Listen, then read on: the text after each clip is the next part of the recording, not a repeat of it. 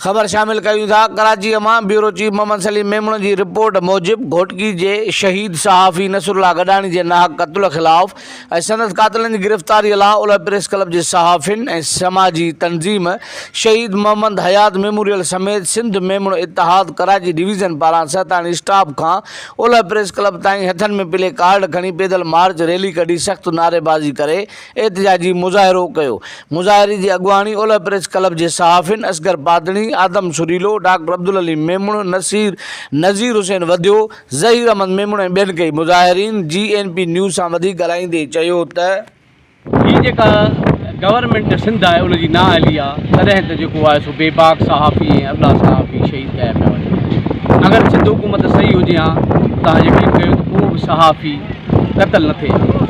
हींअर जेको हक़ सच ॾसींदड़ आहे ऐं मुआशिरे खे साफ़ कंदड़, मुआशिरे खे सुधारण जे लाइ जेके उपा वरिता वेंदा आहिनि उहे सिर्फ़ु सहाफ़ी बग़ैर हथियार जे सरेआम हथे ख़ाली सहाफ़ी उन्हनि मांगर मच्छनि में, उन्हनि मिरुनि में, उन्हनि नांगनि में हथ थो विझे जेको गवर्नमेंट की पाईंदी आहे। पर ही सहाफ़ी जेके आहिनि पंहिंजो सिर दरी ते रखे ऐं उन अवाम जे लाइ सोचींदा आहिनि ऐं उन्हनि मज़लूम तबिके जे लाइ आला ऐवाननि ताईं आवाज़ु पहुचाईंदा आहिनि। हीउ जेको अरबो पुटु शहीद कयो वियो आहे नसरुल्लाह गडानी, उनजो ॾोह कहिड़ो हुयो? उनजो ॾोह सिर्फ़ु इहो हुयो त हुन हक़ ऐं सच ऐं आईनो ॾेखारियो उन करप्ट माण्हुनि खे जिन आईने खे ॾिसी पंहिंजो ख़ौफ़नाक शक्ल ॾिसी उहे डिॼी विया। उनजे डिॼण खां पोइ उन अरबे पुट खे शहीद कयो वियो। हीउ हिकिड़ो अरबो पुटु शहीद न कयो वियो आहे, पर अलाए केतिरा जेको आहे सो कूंदर असांजा उठा विया आहिनि इन रियासत में। हाणे हिकु जो इहो ई मक़सदु आहे त जेको माना हक़ सच सहाफ़ी लिखे, माना सहाफ़ीअ ॾोह कहिड़ो कई, ग़लति कमु कंदड़ सरेआम घुमंदा था अचनि। हूअं त चवनि था त असांजे मुल्क में असांजी जेका इंटेलिजेंस विंगूं आहिनि या एजेंसीज़ आहिनि उहे तमामु वॾियूं पावरफुल आहिनि, त पोइ हीउ बेगुनाह मासूम क़तल छो था थियनि? ऐं हिन असांजे मुल्क में असां ॾोह कहिड़ो कयो आहे? ख़ासि तौर ते सहाफ़िन ॾोह इन जे करे कयो आहे जो हक़ सच था लिखनि या उन्हनि खे उहो आईनो था ॾेखारनि। अज़ीज़ मेमण बेगुनाह क़तल कयो वियो छो जो उन सरेआम हिकिड़ी स्टोरी हलाई हिकिड़ी भोतारनि जे ख़िलाफ़। जान मोहम्मद महर वियो, हाणे वरी हीउ अरबो पुटु असांजो हीउ वियो नसरुल्लाह गडानी। उनजो ॾोह इहो हुयो जो हुन हर जाइ ते चवंदो हो त भोतार वॾेरा माए फुट, जेको आहे त उन्हनि खे कुझु कोन सम्झंदो, इन जे करे हू मज़लूम तबिके जो तर्जुमान हुयो।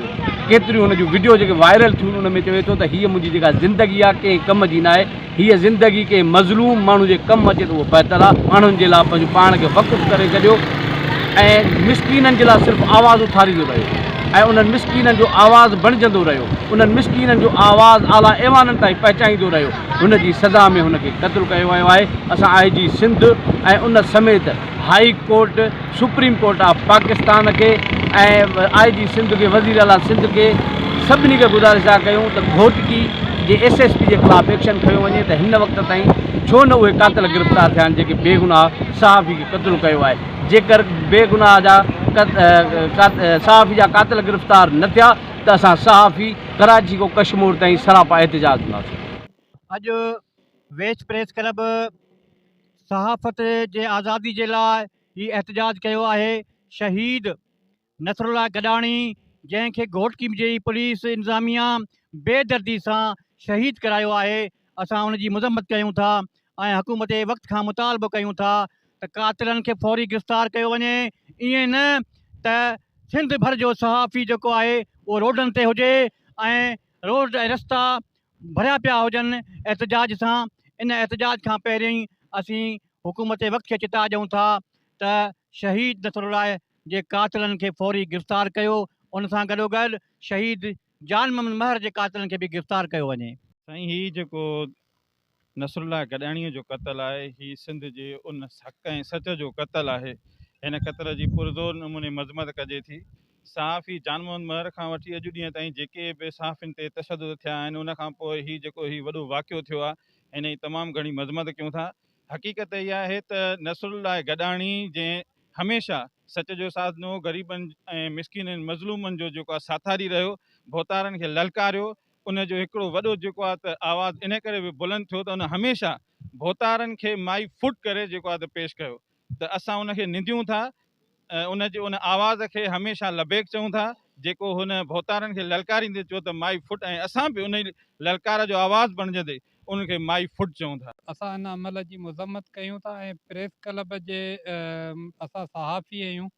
असां सम्झूं था त ही तमामु वॾी नाजाइज़ी आहे। गवर्नमेंट सिंध खे इन शइ ते एक्शन खणणु घुरिजे, उन्हनि वॾेरनि खे पंहिंजे सिफ़नि मां कढणु घुरिजे।